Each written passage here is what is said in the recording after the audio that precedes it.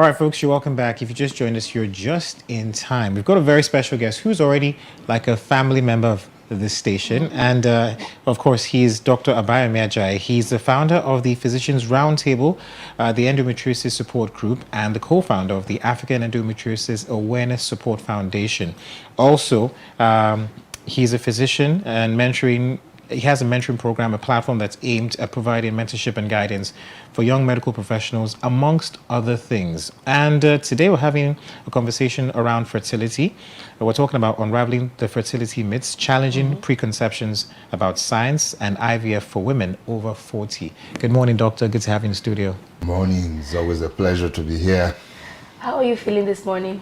Well, good. Could be better.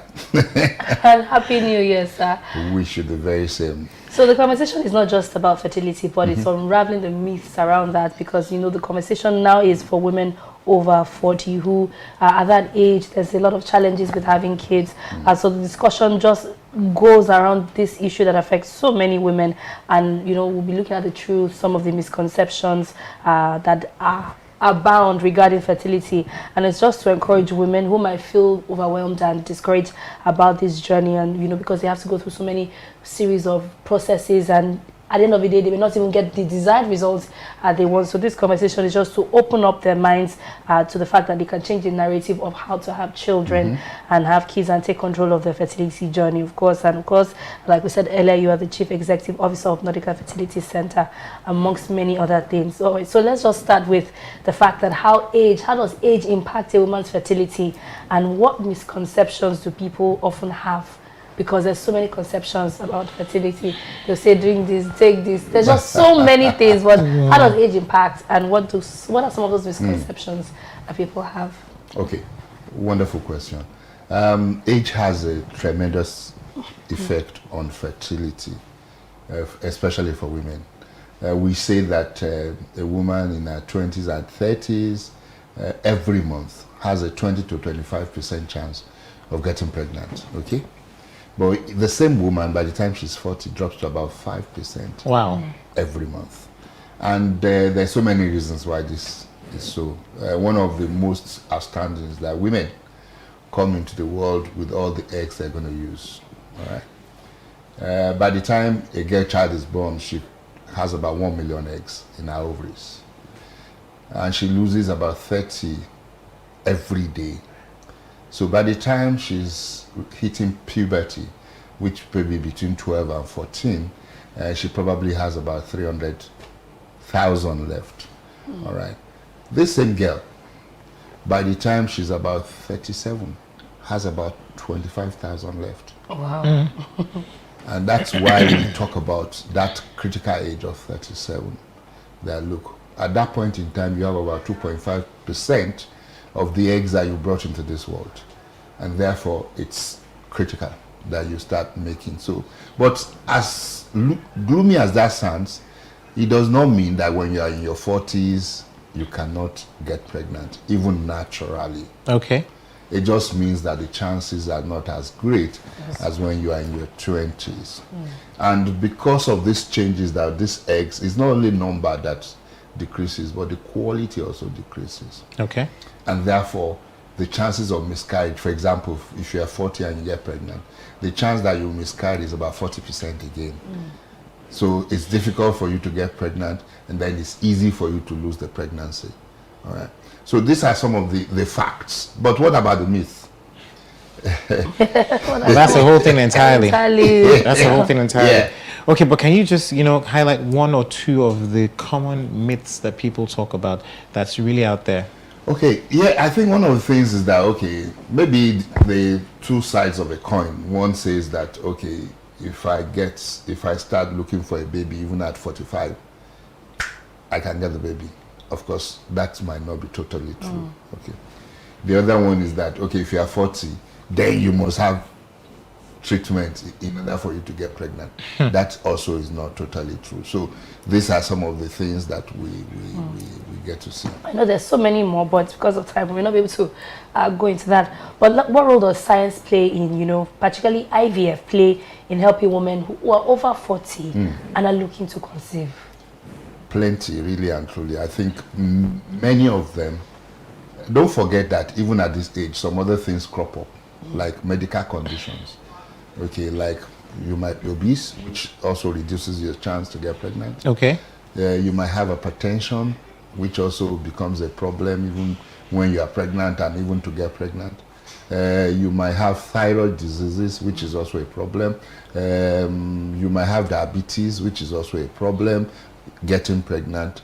And then some diagnosis might have been made, fibroids or endometriosis. But even despite all that, we still say that, yeah, it's possible for these women to get pregnant. And science plays a major role in this. Like you said, IVF is a major factor in this. Yeah.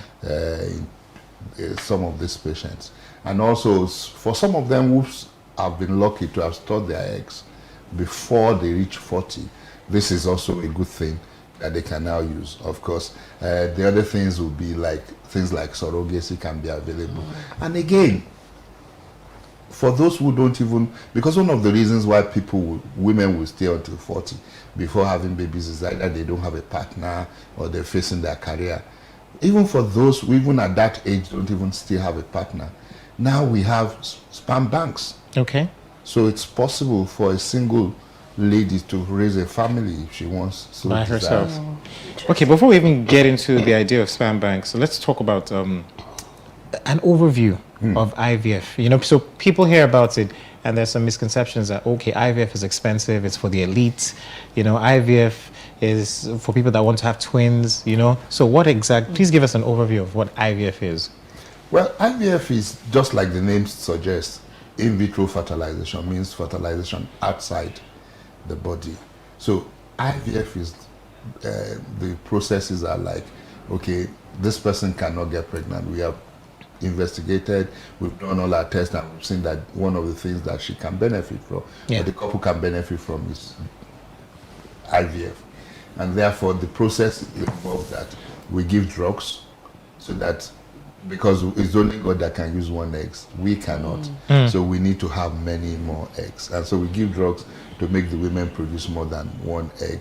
Now these drugs, they don't have any after effect on the women because they're the natural hormones that the body produces. Yes. The only thing is that we're giving it in a higher dosage. So that's why they are able to produce more eggs than the one that normally they produce. Then we have to, when these eggs, we follow them up. When they reach what we call the age of the stage of maturity, then we go through the vagina and collect these eggs. We do not cut anybody open to collect the eggs. And as we're doing that, we will have also assessed the man. If we need to do anything before the day of the treatment, then we'll do that. If not, he gives us the sperm sample on the day of the treatment.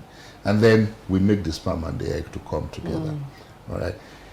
The test that we have done will have shown us what is the best method to make this egg and the sperm to come together. So what we want to do is to be able to get embryos, which is the fusion of the sperm and the eggs. So either on day 3 or day 5 of after bringing out the eggs, we transfer the embryos back into the lady. And then 2 weeks, we wait for 2 weeks where the body decides whether it's going to take the embryo or it's not going to take the embryo. Okay. It's as simple as that. A good overview, but the people are, there's the option of the egg freezing. Sure. And a lot of women talk about it. How suitable is it for the age brackets? Well, it's a tough one because it's difficult. It's not there's a no yes or no here because for some it might still be applicable, but for some it might not be applicable, and that's why there is individual difference. So the thing is that we must look at each person and do the test to see how viable are these eggs at the stage at which we are talking about. You know, one thing that we say generally, I mean, and that is acceptable by everywhere, that if a woman reaches 45, the chances that she will conceive naturally is almost 0. Okay. So, but of course we know that there are some outliers, but there are not many of them. So, and they are not usually the people who have not had children before. Where you have these surprises are people who have had children before, and then one just comes again. It's unexpected. Okay, so generally, how important is it for women in this age group to, you know, seek professional help and guidance? Because in this part of the world, we believe in doing things the natural way. I know. Yeah, and that's one of the very important questions, because this is one of the things we're even trying to make people to be aware of, this preconception counseling. That is, even before you get pregnant, you need to talk to a doctor. It's very, very important to women in this age group. Like we said, some medical conditions will have reared their heads. Either she's already hypertensive, either she has a thyroid problem. These are things that might affect the pregnancy. So it's important that these are controlled before pregnancy comes in, because some of these conditions also, pregnancy will affect not in a very good way.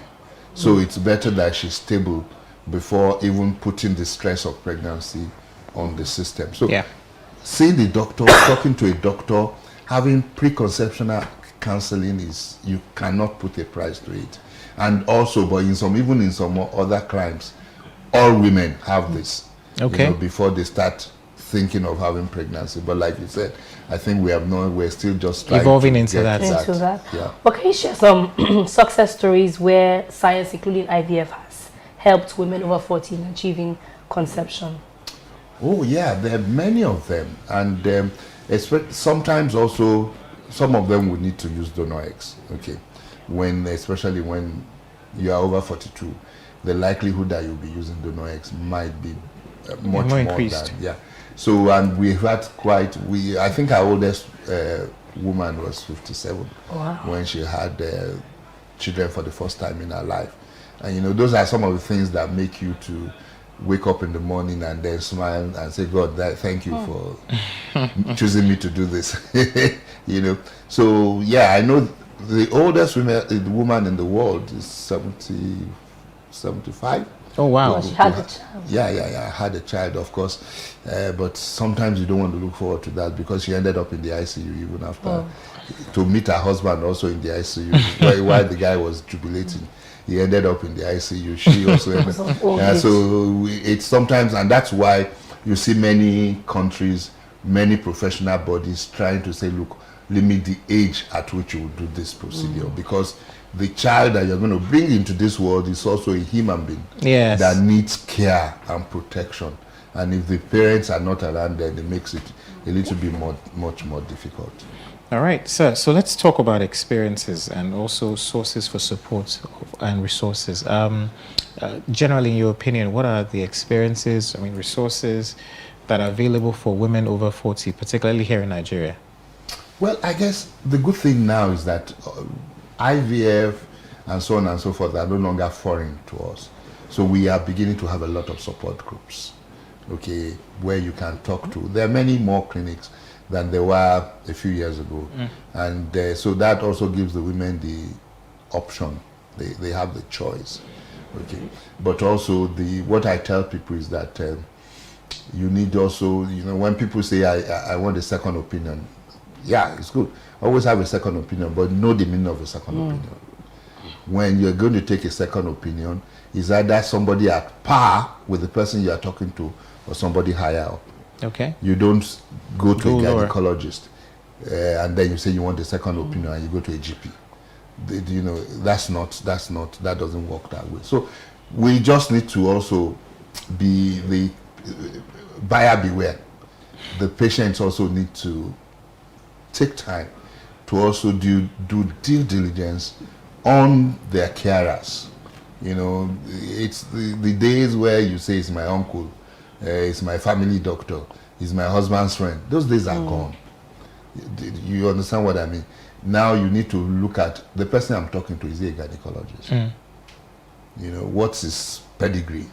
And then and that's where I think also support groups might come in. Of course, but in Nigeria also there's some support groups that are not support groups out there, okay, that are really misleading patients.